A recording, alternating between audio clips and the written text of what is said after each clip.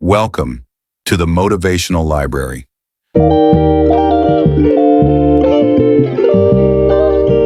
Most people measure effort. They track hours, stress, sacrifice, and intention. But here's the truth.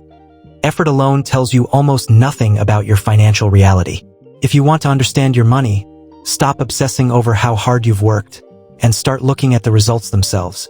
Not once, not emotionally, but over years. When you do this, a hidden truth becomes clear. One that's easy to miss while you're caught up in the daily grind. Repetition. Income shifts in small increments, circumstances change, but the overall pattern remains familiar. Progress happens, setbacks happen, recovery happens, but the underlying system stays the same. This repetition feels invisible because it feels normal. Normal doesn't alarm us. It doesn't demand explanation. Quietly fades into the background. But those who notice it, like Earl Nightingale, see the bigger picture. He didn't focus on individual wins or temporary changes. He studied consistency, because consistent results reveal the invisible cause upstream. Most people assume the cause of success is trying harder. It isn't. Effort is downstream, a reaction to internal conditions, not the source. You can work longer hours, push harder, grind more, but without shifting your internal blueprint, you'll just stabilize the results you already have. That's why so many people feel financially stuck despite endless hustle. Nightingale observed something even more revealing: the thoughts we default to daily.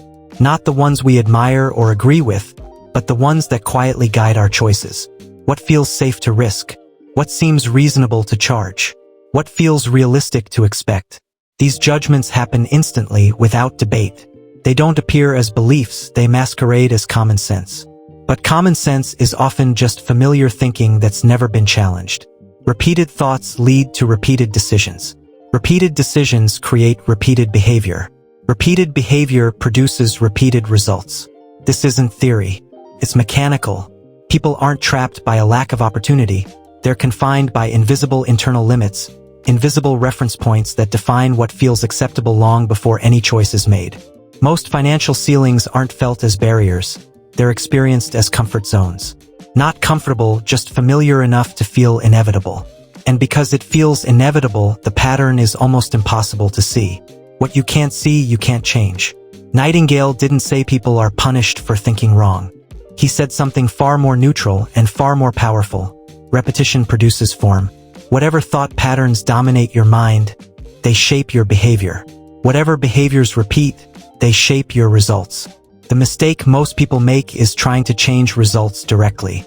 They switch tactics, environments, or goals, but leave the underlying repetition untouched. The system corrects itself. Results drift back to the same level. Until you address repetition, progress is fragile, temporary, reversible. That's why financial change feels exhausting. You're pushing against a mechanism you haven't even identified. And here's the key. You cannot correct a pattern you refuse to measure. This audiobook isn't about empty motivation or chasing abundance. It's about revealing the hidden repetition already shaping your financial life, whether you like it or not. Because once repetition becomes visible, it stops being invisible. And once it stops being invisible, it becomes adjustable. That is where real change begins. Chapter 1. Repetition is the real currency. Earl Nightingale's most famous line is also his most misunderstood. We become what we think about. Most people assume he meant desire, imagination, or optimism. He didn't. He meant repetition. Not the thoughts that drift through your mind occasionally. Not fleeting ideas or bursts of inspiration. He meant the thoughts that settle, return, and repeat again and again. A single thought has no power. Even a good one. Even a true one. Thoughts only begin to shape your reality when they repeat often enough to become familiar. Familiarity gives a thought authority. Authority allows it to influence behavior without resistance. This is why people read books, attend seminars, or have moments of insight, yet see no lasting financial change. New ideas visit briefly, but they leave. The old thoughts remain because they've been rehearsed daily. And it's rehearsal, not intensity, that shapes outcomes. Nightingale saw repetition as currency in the mind. The thoughts you spend every day determine what you can afford to believe, attempt, or tolerate. Repeated internal dialogue doesn't feel like programming. It feels like reality. This is where most people get confused. They blame external factors for their financial limits. The economy, their education, their background, or their industry. But those factors matter only through the lens of thought. Two people can face the exact same circumstances and respond completely differently, not because of talent, but because their thinking has been conditioned differently over time. Conditioned thinking doesn't argue. It doesn't debate. It doesn't announce itself as an opinion. Presents itself as fact. When someone says, "That's just how things are," what they usually mean is, "That's how I've learned to think about this." The repetition has already occurred. The decision has already been made. Conscious thought comes too late to intervene. This is why Nightingale emphasized dominant thoughts. Dominant doesn't mean loud. It means frequent. Quiet thoughts, repeated consistently over long periods, shape behavior far more effectively than dramatic moments of inspiration. Consider how most financial decisions are made not with logic, but with feeling. A sense of hesitation, a sense of certainty, a sense of discomfort. These feelings feel instinctive, but they are learned responses. They are the result of past repetition, not present calculation. Many people claim they want more money, but what they really want is relief from pressure, uncertainty, or discomfort. When faced with a choice that threatens internal stability, they retreat automatically without thinking. That's repetition at work. It defines the range of what feels acceptable. Anything outside that range triggers resistance, regardless of logic. Nightingale didn't say thoughts create money directly. He said something far more precise. Thoughts create behavior, behavior creates income. When thinking repeats, behavior stabilizes. When behavior stabilizes, results repeat. Intelligence alone doesn't produce financial growth. Smart people often repeat the same internal narratives as everyone else. Knowledge doesn't override conditioning. Conditioning overrides knowledge. This also explains why people sabotage success after brief wins. When results exceed the internal reference point, discomfort arises. They don't consciously realize it, they just feel off, and correct it automatically. They spend impulsively, lose focus, disengage. The system rebalances itself to what feels familiar. From the outside, it looks like bad luck or poor discipline. From the inside, it feels like relief. This is not a flaw. It is predictable. The mind is designed to maintain coherence. Sudden change feels like threat. Bursts of enthusiasm cannot override repetition. They only compete briefly before fading. Repetition wins because it is quiet and constant. It doesn't need belief. It only needs time. Financial change isn't about new ideas. It's about displacing old ones.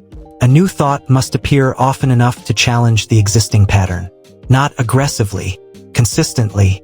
Most people underestimate how often their internal dialogue repeats limitations. They don't notice it because it sounds like their own voice. Feels like reason. Feels like caution. Feels like maturity. But what feels reasonable is often just what has been rehearsed longest. Nightingale's contribution wasn't optimism. It was a diagnosis. He identified repetition as the governing force behind results and removed morality from the equation. There is no punishment, no reward, only cause and effect. Financial outcomes are not judgments, they are feedback. Feedback on what has been repeated long enough to become behavior. Until this is understood, people keep chasing external solutions. New methods, new systems, new environments. All of them can help, but none override repetition alone. Repetition is the real currency. Most people spend it without awareness. Once that is clear, financial change stops being mysterious. It becomes mechanical. And what is mechanical can be adjusted slowly, deliberately. That adjustment doesn't start with action. It starts with noticing what you are already repeating. Because nothing changes until repetition changes. Chapter 2. Why effort fails to break financial ceilings. Effort is the tool most people trust above all else to change their financial lives. When results disappoint, the instinct is always the same. Work harder, stay busier, learn more, push longer. It feels responsible, feels virtuous, feels logical, and yet, that is exactly why financial ceilings remain unbroken. Earl Nightingale was careful to separate effort from direction. Effort is powerful, but it only amplifies the system it's applied to. If your internal system hasn't changed, effort doesn't transform. It stabilizes. This is hard to accept because effort is visible. You can measure it, praise it, show it to the world. Thinking, repetition, internal calibration, those are invisible. And because we can't see them, we undervalue them. We overvalue effort. When effort increases without a shift in internal reference points, two things happen. Either results stay flat or they spike briefly and then regress. In either case, the ceiling holds.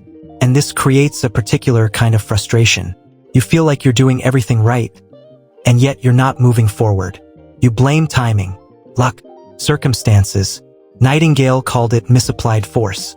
Effort operates downstream. It expresses decisions that have already been made internally. You cannot outwork your internal limits because effort takes its instructions from them. Consider how most people decide which opportunities to pursue. Rarely does analysis come first. Instead, decisions arise from feeling interest, resistance, anxiety, indifference. These feelings happen before conscious thought.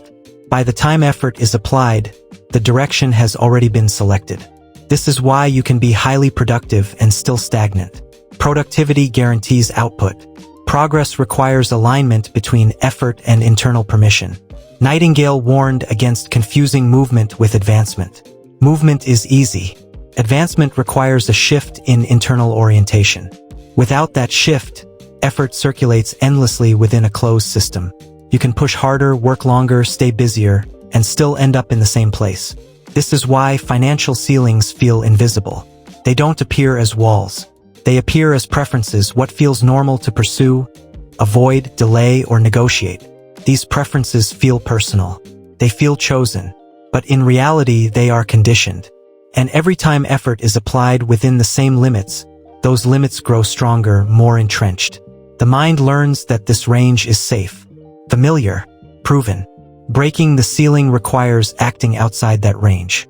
It will feel uncomfortable, irresponsible, or premature. Not because it truly is, but because it violates repetition. This is where effort becomes counterproductive. The harder you push within the same framework, the more convincing the framework feels. Exhaustion masquerades as proof.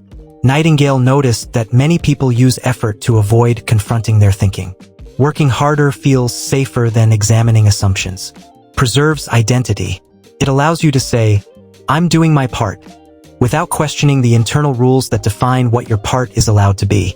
This is why hustle-focused advice resonates emotionally but fails structurally. It validates effort while leaving the mechanism of repetition untouched. Effort can temporarily increase income through side work, short-term pushes, or bursts of activity. But these bursts don't dismantle ceilings. They test them. And when the internal reference point is exceeded, stress appears, not freedom. Instability triggers correction. Focus slips. Discipline wanes. New problems arise. From the outside, it looks like inconsistency. From the inside, it feels like relief. This is why Nightingale rejected the idea that success comes from working harder than others. Hard work explains fatigue. It does not explain results. Results follow structure, not effort. Effort without structural change is like pressing the accelerator without steering. You cover more ground, but end up in the same place. Here's the uncomfortable truth. Effort is not the lever you think it is. It is secondary, necessary, but subordinate. The primary lever is internal calibration. What feels acceptable? What feels realistic? What feels too much? Until those internal measurements shift, effort can only express what is already permitted. This is why people feel pulled back again and again. They aren't being pulled. They are returning. The system is self-correcting. Understanding this removes blame. It also removes false hope. The answer isn't to push harder against the ceiling. The answer is to question why the ceiling feels normal in the first place. Once that question is asked seriously, effort stops being wasted. It becomes precise, directed, and economical. Until then, effort is the most expensive way to maintain the status quo. The ceiling does not break under force. It dissolves when the thinking that supports it is no longer repeated. That is why effort alone has never been enough. Chapter 3. The Internal Reference Point. Every person carries an internal reference point for money. It is invisible, unspoken, and rarely acknowledged consciously. And yet, it quietly governs what feels acceptable long before any decision is made. This reference point is not a goal. It is not a dream or aspiration. It is the level of income, stability, and financial pressure that feels normal, not comfortable, just normal. Normal is deceptive because it doesn't announce itself as a limit. It masquerades as realism, as maturity, as knowing your place in the world. Earl Nightingale understood this. People do not rise or fall randomly. They oscillate around this internal setting.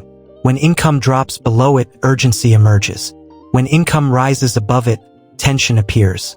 In both cases, behavior adjusts until the familiar level is restored. Financial lives, therefore, often appear cyclical rather than progressive. Advances and setbacks spin around the same center. The internal reference point functions like gravity. Most people assume gravity is external. They blame markets, employers, systems, timing. Nightingale placed gravity inside the mind, not as a moral judgment, but as a mechanism. This reference point forms early and strengthens slowly. It is shaped long before reasoning develops, molded by observation and repetition. What people saw, they modeled. What they heard, they absorbed. What was treated as possible, dangerous, admirable, or irresponsible. These impressions crystallized into a silent sense of, this is about right. Once installed, the reference point does not argue. It does not explain itself. It simply reacts. When opportunity rises above that level, the reaction is rarely excitement. It is hesitation, rationalization, delay, a sense that something is off. People tell themselves they are being cautious. In reality, they are defending familiarity. This is why financial ceilings do not feel like ceilings. They feel like personal preferences. I don't want more responsibility. I don't want more stress. I don't want more exposure. These statements sound reasonable. They may even be socially praised. But what is truly being defended is the internal reference point, not peace. Nightingale observed that people rarely ask why certain numbers feel safe while others feel unrealistic. They treat the feeling as evidence. If it feels unrealistic, it must be unrealistic.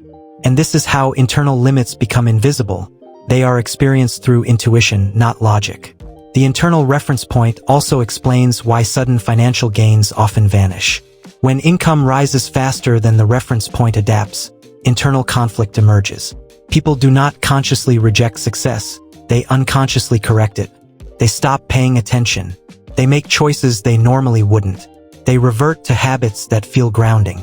From the outside, it looks like self-sabotage. From the inside, it feels like returning to balance. The mind values coherence over progress. It prefers familiar struggle to unfamiliar stability. This preference is not fear. Nightingale did not frame it as fear of success. He framed it as conditioning. The mind protects what it recognizes. This is why people often claim they are not money-driven or that they value simplicity. These may be genuine values, but they can also function as rationalizations for unexamined limits. The reference point does not require justification. It only requires repetition. Once established, it filters perception automatically. Opportunities are not evaluated objectively. They are evaluated relative to the reference point. Anything outside that range is dismissed before logic engages. This is why advice alone never works. You cannot reason someone out of a reference point they did not reason themselves into. Nightingale believed that awareness is the first disruption.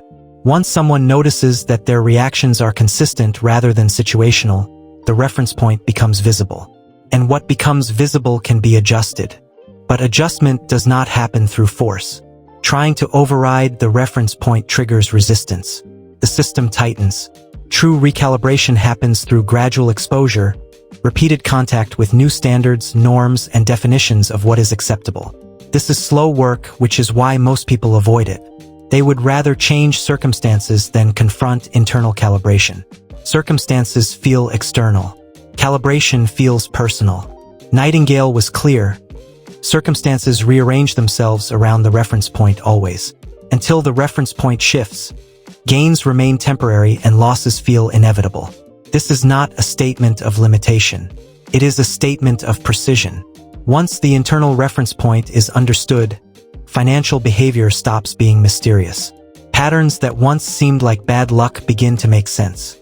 Responsibility becomes neutral rather than heavy. You are not failing to break through a ceiling. You are returning to a level that has been rehearsed, repeated, reinforced. The work, then, is not to force expansion. It is to redefine normal. And that begins with noticing what you instinctively return to when pressure rises or opportunity appears. That instinctive pull, that is the internal reference point. And it does far more work in your financial life than effort ever has. Chapter 4. Decisions you never decide. Most people believe they make financial decisions consciously. They imagine moments of weighing options, deliberate reasoning, careful choice. In reality, most financial decisions are already made long before conscious thought arrives. Earl Nightingale recognized this not as a philosophical problem, but as a central, practical truth. What we call decisions are often automatic reactions disguised as personal choice. True decision-making requires evaluation. Most financial responses don't involve evaluation. They involve recognition. Something feels right or wrong, risky or premature. Instantly, the mind labels these reactions as intuition, common sense, or experience. Then logic arrives, always afterward, to justify what has already been selected. This sequence matters. If logic comes second, it does not guide behavior. It only explains it. This is why people often feel certain without knowing why. They say, "I just know," or "It doesn't sit right with me." These statements sound wise. Sometimes they are. More often, they are conditioned responses repeating themselves. Nightingale pointed out a critical truth. Repeated thoughts create reflexes. Once a thought pattern has been rehearsed long enough, it no longer requires conscious approval. It triggers action automatically. This is how internal limits operate silently and without resistance. Consider how quickly people decide what they can afford, what they are worth, or what they should charge. These judgments appear instantly. They do not emerge from calculation. They emerge from memory, repetition, and conditioning. This is why two people offered the same opportunity can respond in completely opposite ways. One leans in, the other retreats. Both believe they are rational. Both are obeying different internal programs. And these programs were never chosen, they were absorbed. Most people underestimate how early these patterns are installed. Long before we understand money, we absorb attitudes toward it. Tension, scarcity, caution, optimism, avoidance. These impressions accumulate quietly. By adulthood, the program is already running. This is what makes financial change so difficult. People try to alter outcomes while obeying the same internal commands. They tell themselves they are choosing differently, but the range of choices they consider acceptable has not changed. This creates the illusion of freedom without real power. Nightingale did not describe this as manipulation or control. He described it as efficiency. The mind automates what it repeats. Automation saves energy, reduces friction, and creates predictability. The problem is not that automation exists. The problem is that most people never audit it. They spend decades deciding within the same narrow range. New information enters the system, but it is filtered through old assumptions. The conclusions change slightly. The trajectory does not. This is why financial advice often feels irrelevant. It conflicts with internal programming. The advice is heard, understood, even agreed with, but action never follows agreement. Action follows permission. Permission is granted by the internal program, not logic. Nightingale emphasized that until this truth is recognized, conflict persists. People desire change while resisting it. They mistake hesitation for wisdom and familiarity for safety. This tension is exhausting. It creates a sense of being stuck without understanding why. People often label this as self-doubt or lack of confidence. Nightingale saw it differently. He saw it as obedience. The mind obeys what has been repeated. Nothing more, nothing less. This is why motivation alone fails. Motivation tries to override automation through emotion. Automation waits. The emotion fades. Control returns. The deeper issue is not discipline, it is default behavior. Until defaults shift, effort fights against itself. Nightingale believed clarity dissolves this conflict. When someone realizes that many of their decisions are not decisions at all, blame disappears. Moralization disappears. Observation begins. You start to notice which ideas are dismissed instantly, which options never feel realistic, which risks feel intolerable without a clear reason. These observations are not judgments, they are revelations. Once revealed, automation loses its authority. It is no longer mistaken for truth. It is recognized as habit. And habit, unlike fate, can be reconditioned. But this requires patience. Automatic responses were not created overnight. They were built through years of repetition. Expecting them to vanish through insight alone is just another form of impatience. Awareness opens the door. Repetition walks through it. The goal is not to force new decisions. It is to introduce new inputs frequently enough that different reactions become possible. Only then do choices expand. Until that happens, most financial decisions will continue to be made without being decided. They will feel personal, justified, inevitable. The pattern continues not because of external limits, but because the same internal commands are still running. Understanding this does not instantly change behavior, but it does something equally important. It returns control to the right level, not to effort, not to motivation, but to the quiet repetition that has been deciding all along. And that, Nightingale insisted, is where real change begins. Chapter 5. How conditioning is installed. Most people assume their financial thinking was formed through conscious choice, that they examined ideas about money, weighed evidence, and arrived at deliberate conclusions. Earl Nightingale rejected that assumption entirely. He understood that conditioning is not chosen, it is absorbed. The mind does not wait for adulthood to begin forming patterns. It starts early, long before logic develops. Long before someone earns their first dollar, they learn how to feel about money. Tension, caution, envy, relief, pride. These emotions attach themselves to money before meaning ever does. What is repeated with emotion becomes durable. Children do not learn financial behavior from explanations. They learn it from observation. What they see, they react to. What causes stress, what is argued about, what is avoided, what is admired, these impressions are recorded, not analyzed. By the time reasoning arrives, the recording is already playing. Nightingale emphasized that repetition from authority carries disproportionate weight. Parents, teachers, culture, and early environments supply the first scripts. These scripts do not sound like rules, they sound like reality. Statements such as, "People like us don't do that. That's risky. Money changes people," are rarely questioned. They are stored as orientation points. The mind does not ask whether these ideas are true. It asks, are they familiar? Familiarity is what determines credibility at the subconscious level. This explains why later financial education often fails. New ideas may make sense logically, but the internal response remains unchanged. The old pattern has seniority. It has priority. Nightingale also observed that emotional repetition is more powerful than verbal repetition. A single emotionally charged experience can outweigh dozens of neutral explanations. This is why people raised around financial instability often react strongly to uncertainty, even when their current situation is stable. The conditioning formed under pressure. The mind learned to associate money with threat.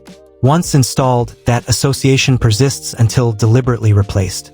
Conditioning is reinforced not only by repetition but by reinforcement. When a behavior produces emotional relief, it is strengthened.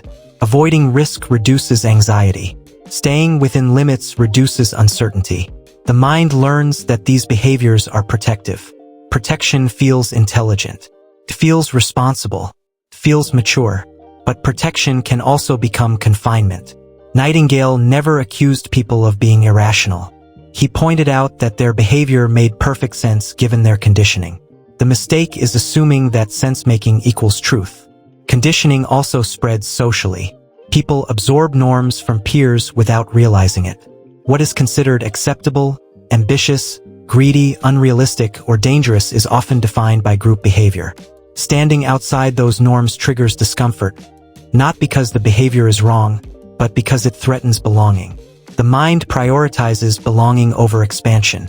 This is another reason financial patterns persist. Change is not only internal, it is relational. When someone begins to think differently, subtle social friction emerges. They downplay it. They rationalize it. They retreat. Conditioning wins again. Nightingale understood that these forces operate quietly. There is no dramatic moment where beliefs are installed. There is only repetition. Over time, repetition becomes assumption. Assumption becomes expectation. Expectation becomes behavior. This chain does not require conscious approval. This is why people often say, "That's just how I am with money." They confuse conditioning with identity. Identity feels permanent. Conditioning is not. But until it is recognized as conditioning, it remains invisible.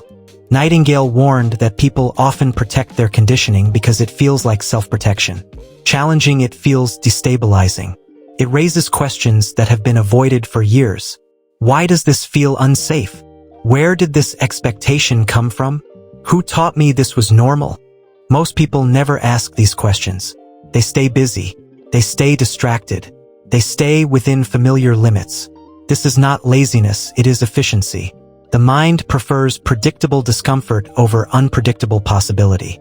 Understanding how conditioning is installed removes shame from the process. You did not design it. You inherited it. You absorbed it. You rehearsed it. But inheritance does not mean obligation. Nightingale believed that once someone sees conditioning as a mechanism rather than personal truth, responsibility shifts, not to blame but to maintenance. You cannot remove what you do not acknowledge. You cannot replace what you do not observe. This section is not about fixing anything. It is about tracing patterns back to their source. Once you understand how conditioning was installed, you stop arguing with it. You stop fighting yourself. You begin to work at the correct level. Not with force, not with motivation, but with deliberate, repeated input. That is how conditioning was built. And that is how it is changed. Slowly, quietly, without drama. This is the part most people skip, and it is why most people repeat the same results. Understanding installation is the beginning of interruption. And interruption is the first real sign that the pattern can change.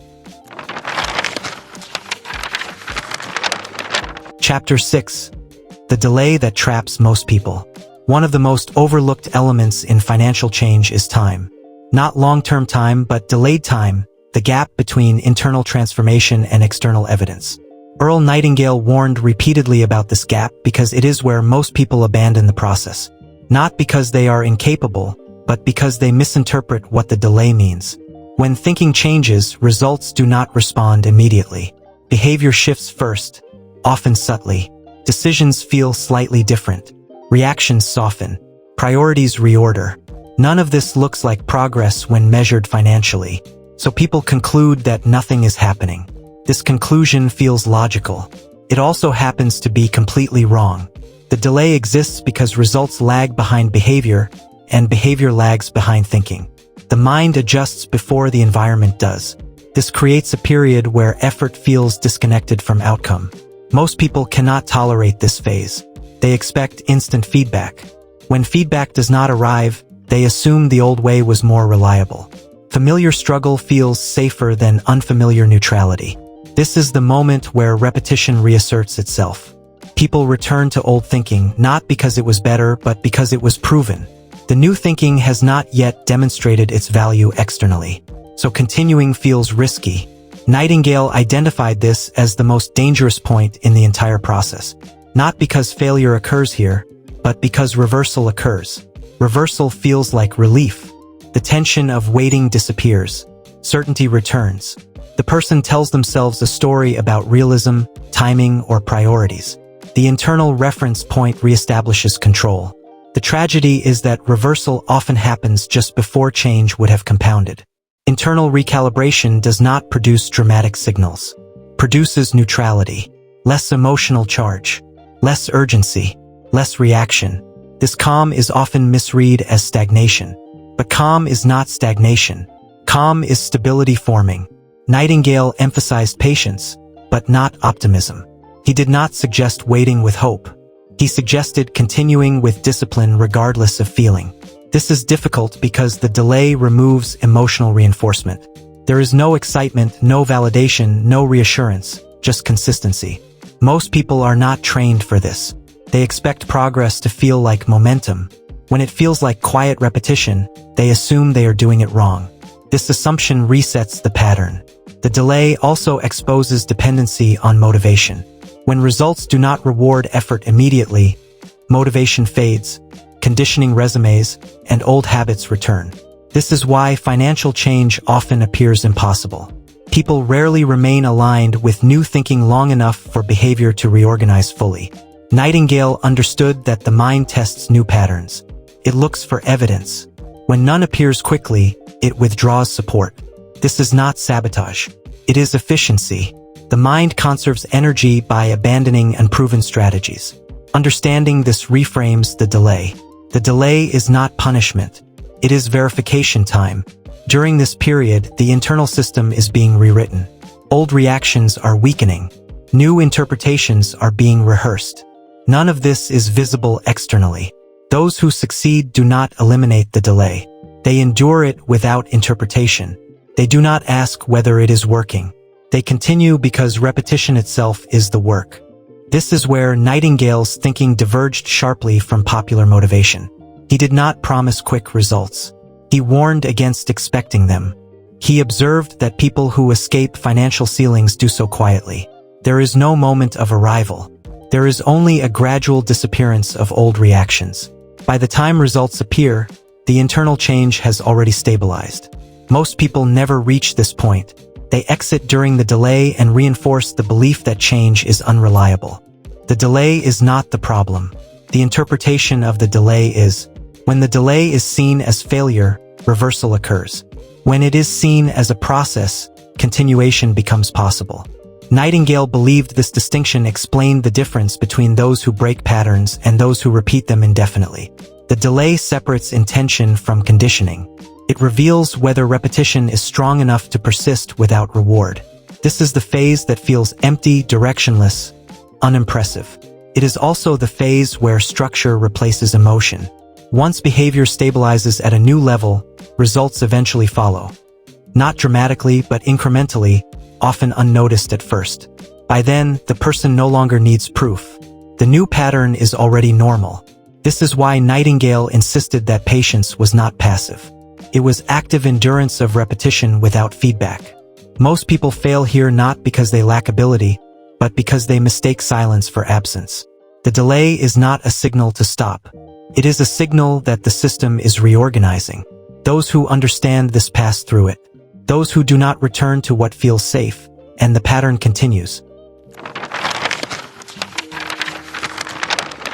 Chapter 7. Signs the pattern is actually breaking. Most people expect change to announce itself. A sudden breakthrough, a dramatic spike, a visible shift they can point to and say, "This is it." Earl Nightingale knew this expectation was precisely why most people miss the moment when change actually begins. When financial patterns start to break, the signs are subtle. They do not look like success. They look neutral. The first sign is not excitement. It is a reduction in emotional noise. Money stops triggering the intensity it once did. Decisions feel quieter, less charged, less urgent. This calm is often mistaken for lack of ambition. It isn't. It is the nervous system releasing its grip. When conditioning weakens, the body no longer reacts as strongly. Old fears don't disappear, they lose volume. The mind pauses where it once rushed. That pause is critical. It is the space where new behavior becomes possible. Another sign is a shift in questions. People stop asking, "What if this goes wrong?" and begin asking, "What would this require?" The change is subtle but decisive. One question shuts down action. The other opens evaluation. This does not happen because confidence suddenly appears. It happens because repetition has altered interpretation. The same situation is now filtered differently. Nightingale noticed that people whose patterns were changing did not become bolder. They became clearer. Clarity is often misread as hesitation. It is not. It is the absence of panic. Another indicator is pacing. People stop rushing financial decisions. They no longer act impulsively to relieve discomfort. They can wait without anxiety. This patience is not discipline. It is the absence of internal pressure. Pressure is the hallmark of old conditioning. When the internal reference point begins to shift, urgency fades. At first, this absence of pressure can feel like emptiness. Those used to constant financial stress often mistake calm for stagnation. Nightingale warned against this. Calm is not inactivity. Calm is stability forming. Another subtle sign is tolerance for unfamiliar outcomes. Opportunities that once triggered immediate rejection now invite consideration. People no longer answer yes or no automatically. The pause signals that automation is loosening its grip. There is no rush of courage, no surge of belief, just a quiet sense that some things are no longer off-limits. This is also the moment where people are most likely to sabotage themselves. They look for confirmation, numbers, proof, validation. When none appears immediately, they doubt the process. Nightingale would call this impatience disguised as realism. Internal change does not require external proof. Seeking it too early can restore old patterns. Another sign the pattern is breaking is reduced self-justification. People stop rehearsing reasons for their financial position. Explanation is often a defense mechanism. When behavior changes, the need for defense diminishes. This can feel socially uncomfortable. Others may not understand. The person seems quieter, less reactive, less concerned with proving anything. Nightingale saw this as a hallmark of real progress. The need to persuade declines as internal coherence increases. A further sign is selective effort.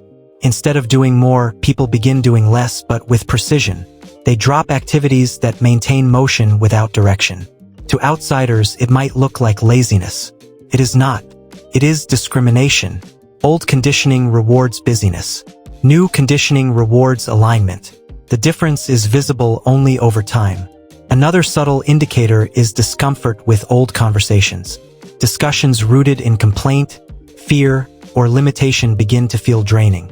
The mind no longer resonates with the repetition it is replacing. This can create temporary isolation. The environment does not change immediately. The person does. This mismatch is transitional, not permanent. It is realignment. Perhaps the clearest sign is this. The person stops asking, "Do I deserve more?" The question disappears, not because it was answered, but because it became irrelevant. Deserving is a moral frame.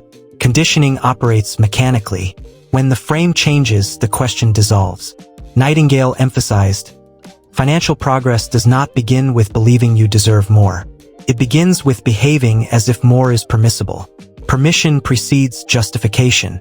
When permission shifts, behavior adjusts quietly. No announcement, no declaration. This is why most people miss it. They wait for confidence, excitement, or certainty.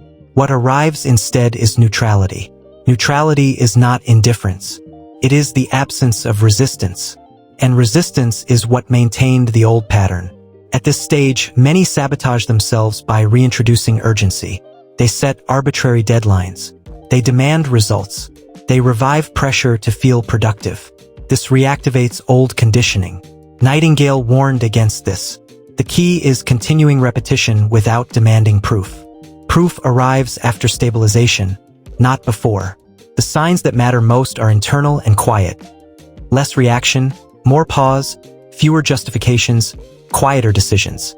These are not failures, they are evidence that automation is weakening. The pattern does not break loudly. It dissolves. By the time financial results reflect the change, the internal shift is already complete.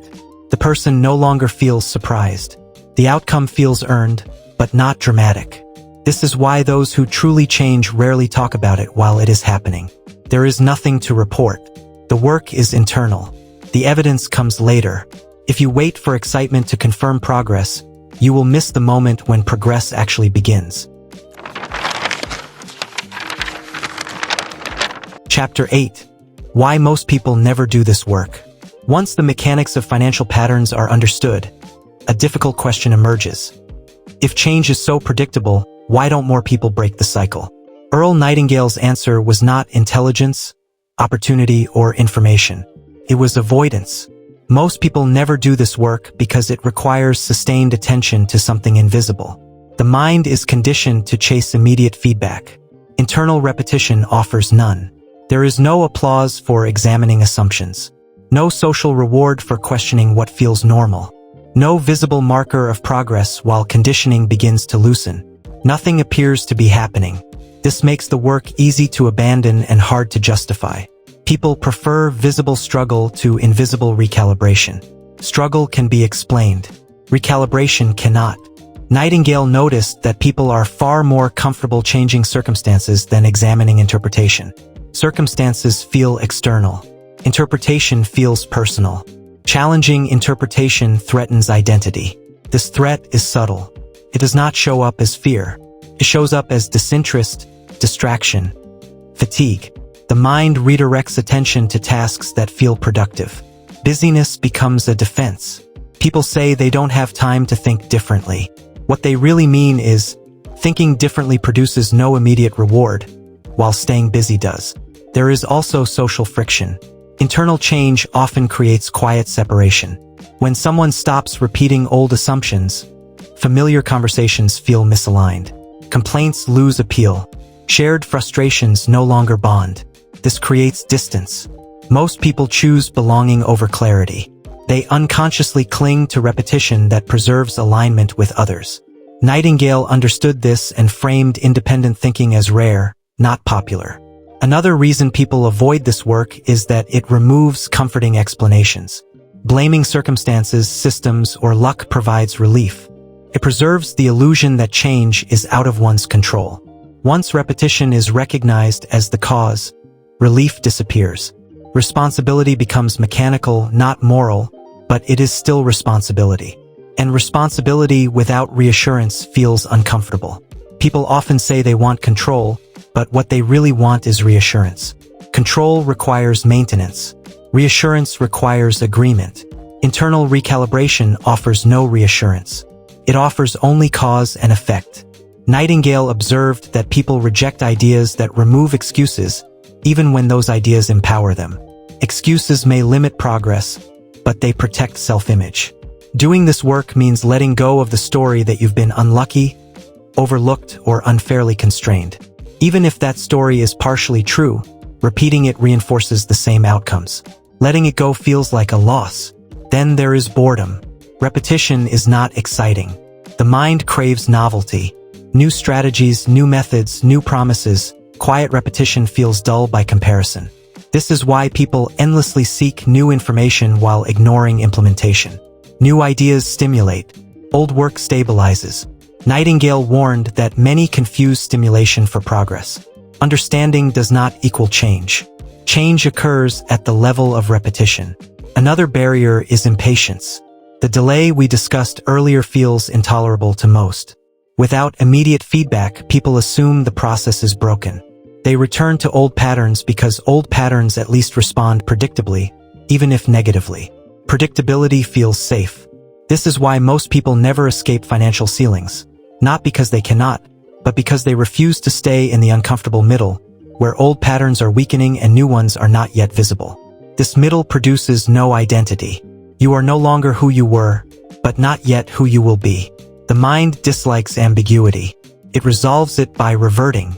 Those who do change are not extraordinary. They are simply willing to tolerate invisibility longer than others. They accept that progress does not announce itself. That repetition feels unrewarding. That no one notices. They continue anyway. This willingness is rare, not heroic, rare. Most people stop because there is nothing to hold on to. No proof. No encouragement. No validation. Just quiet consistency. This is why the majority repeat the same financial outcomes throughout life. Not because they are incapable, but because the work required to change patterns offers no short-term compensation. It demands patience without optimism, effort without drama, repetition without excitement. Nightingale never framed this as a flaw in humanity. He framed it as description, not judgment. Most people prefer the certainty of known limits to the uncertainty of internal change. Those who persist do so quietly. They stop trying to feel different. They stop trying to prove anything. They simply repeat new inputs long enough for behavior to reorganize. And when results finally shift, it looks accidental to everyone else. This is why most people never do this work. And why those who do rarely talk about it. They don't need to. The change has already stabilized internally. Chapter 9. The Silent Advantage. When internal patterns finally stabilize, something remarkable happens, though it is almost invisible.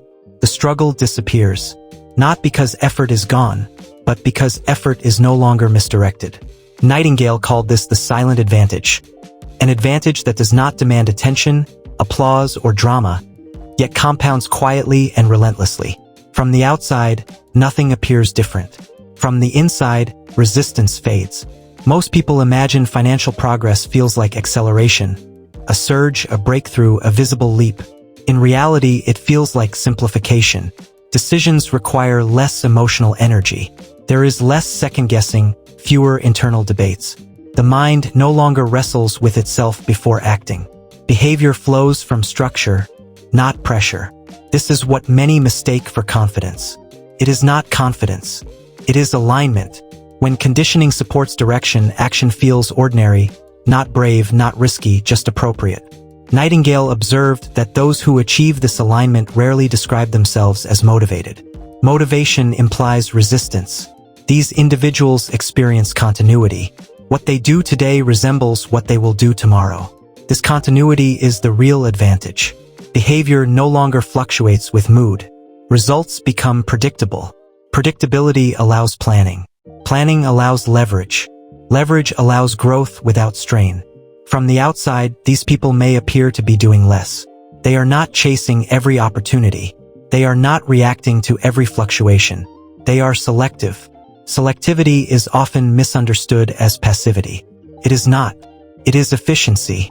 Old conditioning drives people to overextend, to say yes reflexively, to pursue movement instead of direction. New conditioning allows refusal without guilt. This refusal protects energy, prevents regression. It maintains coherence. Another aspect of the silent advantage is reduced urgency. Urgency is often mistaken for ambition. Nightingale understood that urgency is a symptom of instability. When the internal reference point is unsettled, everything feels time-sensitive. When it stabilizes, urgency fades. This is not complacency. It is structure over fear. The future is no longer treated as a threat to outrun. Progress becomes sustainable. Sustainability is what allows compounding. Nightingale rarely spoke of compounding in purely financial terms. He spoke of behavioral compounding. Small, consistent actions repeated without resistance accumulate quietly. There is no story to tell, no dramatic pivot, no visible breakthrough. That is why the advantage is silent. Those who possess it are rarely admired early. They do not signal ambition. They do not advertise effort. They simply proceed. Over time, the difference becomes visible. Not because they tried harder, but because they stopped oscillating. Most people surge and retreat, commit and abandon. Their results mirror this pattern. The silent advantage removes oscillation. Once behavior stabilizes, external volatility becomes less disruptive. Market shifts, setbacks, delays, they are absorbed without emotional overreaction. The system holds. This is what allows long-term thinking.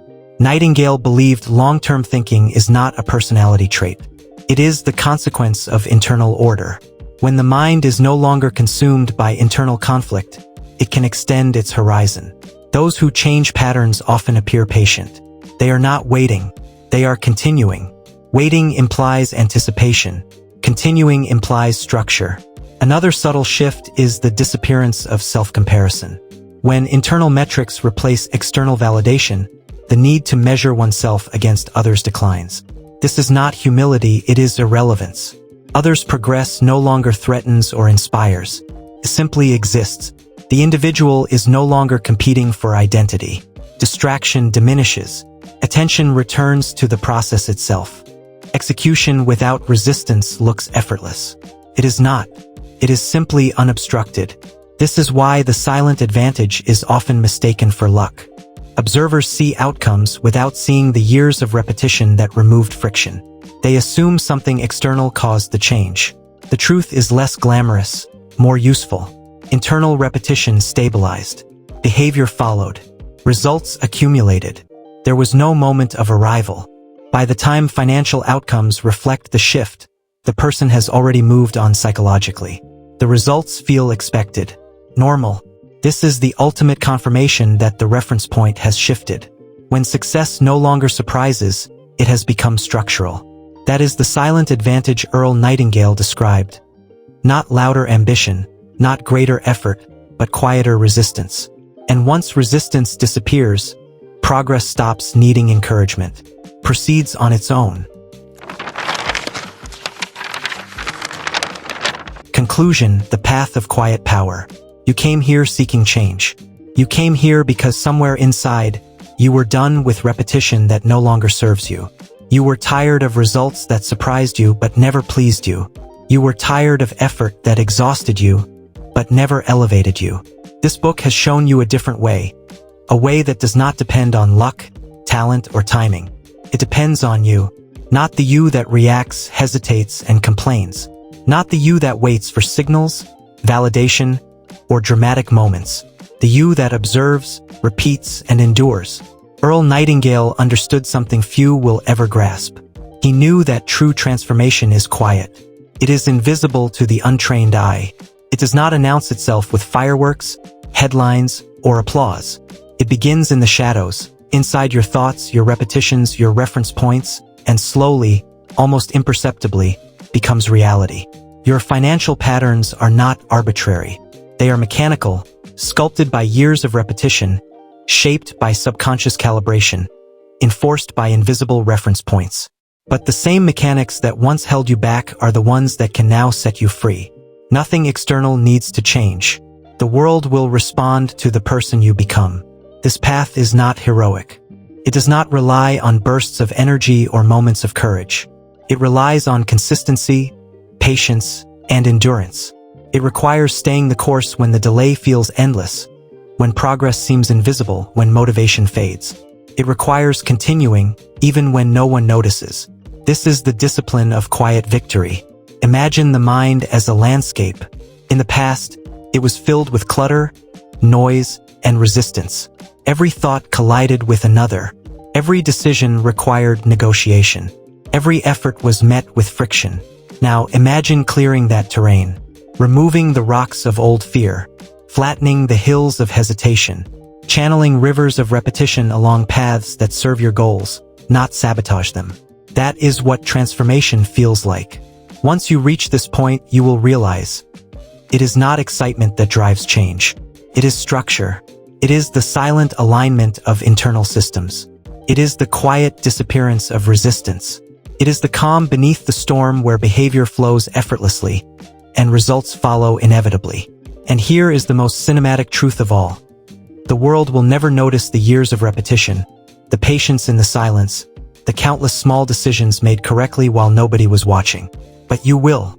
You will feel the power of alignment. You will feel the confidence of stability. You will feel the freedom that comes when you stop fighting yourself. This is why the work is worth it.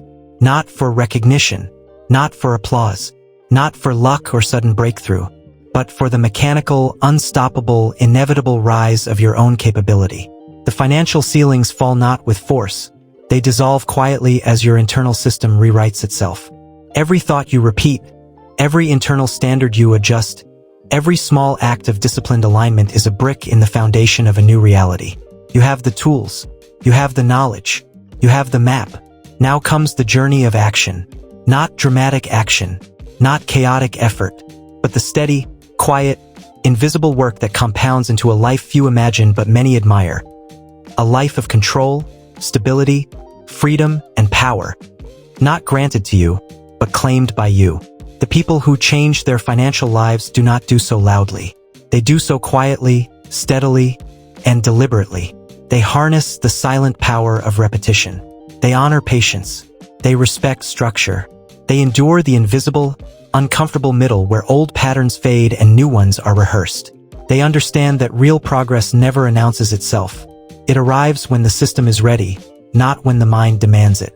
So here is the final truth. You are not limited by the economy, by luck, or by opportunity. You are limited only by the patterns you allow to repeat inside your mind. Change those repetitions. Recalibrate your reference points. Endure the delays. Observe the subtle signs. Protect your internal alignment. And watch as the silent advantage unfolds in every decision, every outcome, every step of your life. This is not a promise. It is mechanics made visible, a map for those willing to follow it, those who endure, those who act quietly, deliberately, persistently. And when you finally look back, you will realize, all along the power was never outside. It was always inside you, waiting to be unlocked, waiting to be repeated, waiting to become unstoppable. This is the path of quiet power. This is the way of real financial mastery. This is your moment.